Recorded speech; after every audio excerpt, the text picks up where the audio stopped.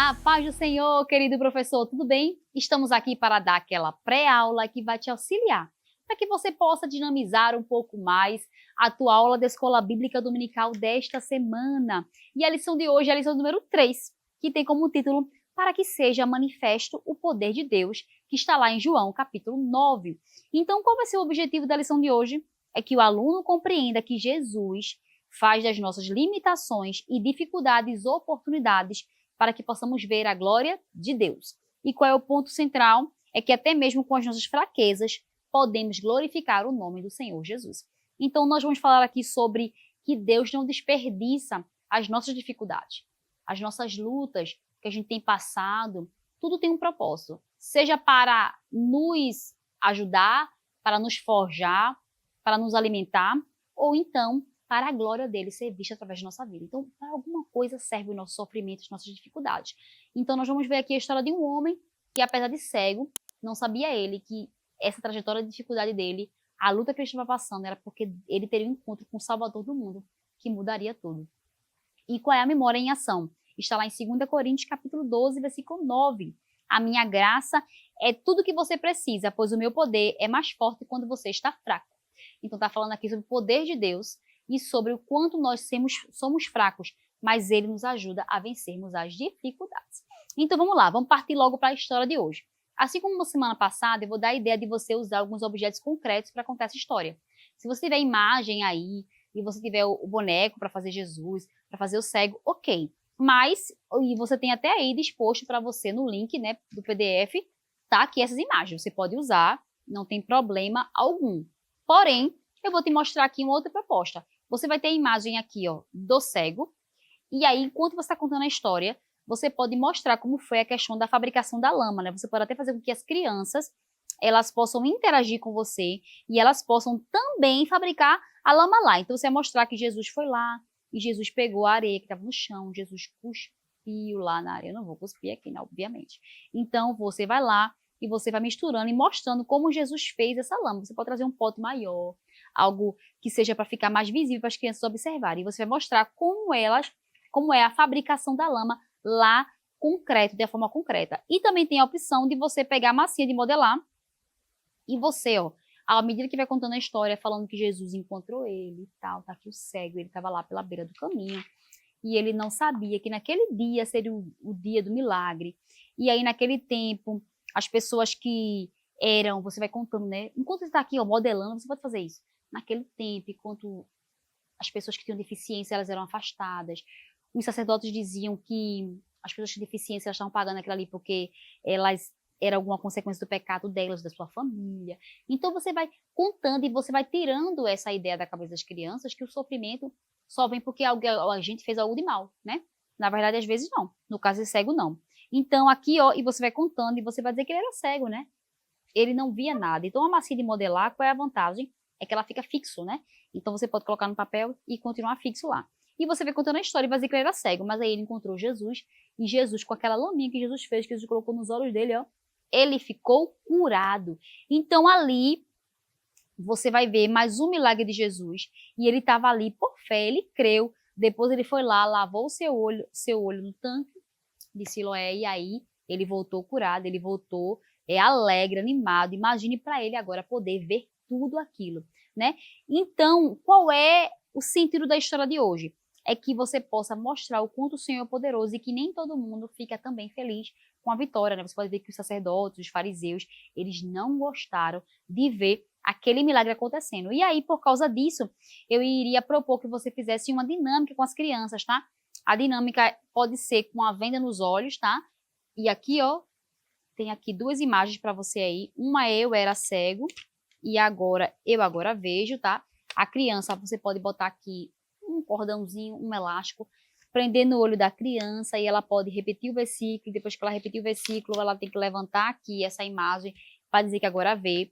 Também tem a opção de você fazer com que as crianças elas usem uma venda ou esse mesmo material aqui e vão ser direcionadas por outras crianças. Você coloca uns obstáculos, alguma caixa no chão, e a criança tem que confiar naquele guia que está levando ela e vai andando pelo meio da sala com o olho vendado para elas terem a sensação de como uma cegueira é difícil, que tem que confiar às vezes no outro.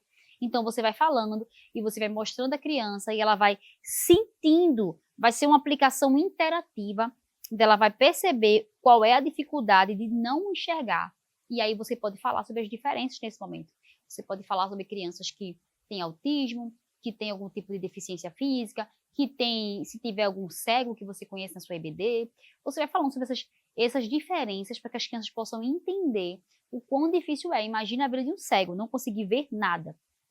E depois você pode também fazer uma dinâmica para que as crianças possam ver uma experiência auditiva. Você pode pegar aí no YouTube alguns efeitos sonoros. Efeito sonoro pode ser de multidão, de água, de algumas coisas que possam representar a lição de hoje. Você pede para elas ficarem de olhos fechados e elas vão ouvir o som para ver se elas conseguem identificar o que significa.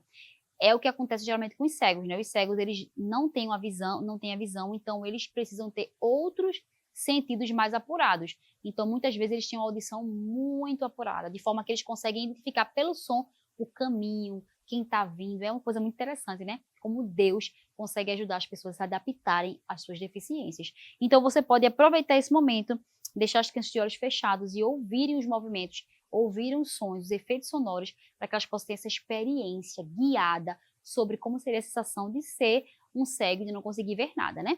Então, você pode usar esse momento de interação ao final da aula, para que elas possam fixar ainda mais essa proposta desse milagre que Jesus fez tão poderoso. E para você aí também tem no PDF essa imagem aqui da Bíblia, que você pode fazer essa colagem aqui, e da luz.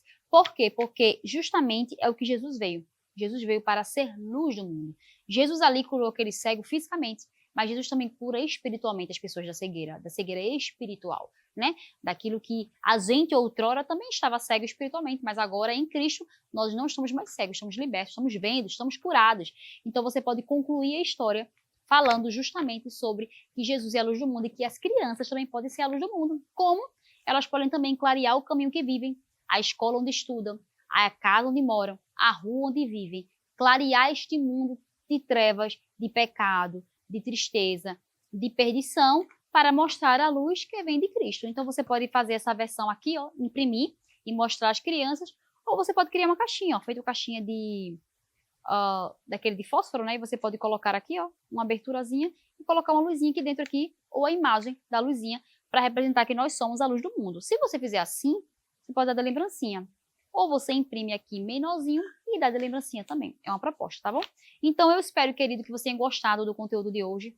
Se você gostou, eu peço que você curta, compartilhe, encaminhe para alguém que possa também ser beneficiado com esse trabalho, para que possa fortalecer ainda mais o canal da nossa igreja. Que Deus abençoe tua vida e a paz do Senhor!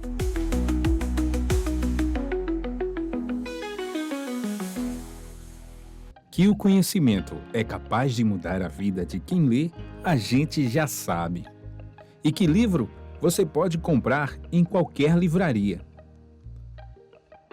Mas nós transformamos 100% do nosso lucro em mudança de vidas, através da ação social, evangelismo e missões. Ao adquirir qualquer um de nossos produtos, seja presencial ou à distância, você está investindo em alguém. Na próxima vez que você for comprar livros ou artigos evangélicos, não vá em qualquer lugar. Vá na Livraria Arca Missionária. Uma nova história começa quando você compra aqui. Agora você pode fazer a sua contribuição através do Pix. Uma operação rápida, segura e sem custos. Abra o aplicativo do seu banco, clique na opção Pix e em seguida vá na opção Transferência. Depois é só digitar a nossa chave Pix, que pode ser o nosso CNPJ 11 120 490 0001 86. Nosso e-mail contribua@eadalp.org.br ou nosso celular 81 98883 2755. Verifique se a contribuição é para a Igreja Evangélica Assembleia de Deus em Abreu Lima, Pernambuco. Confirme a transferência e depois siga o procedimento do seu banco. Anote nossas chaves Pix para não esquecer. CNPJ 11 120 490 0001 86. E-mail contribua@iadalp.org.br Celular 819-8883-2755. Você está contribuindo para o crescimento da obra de Deus.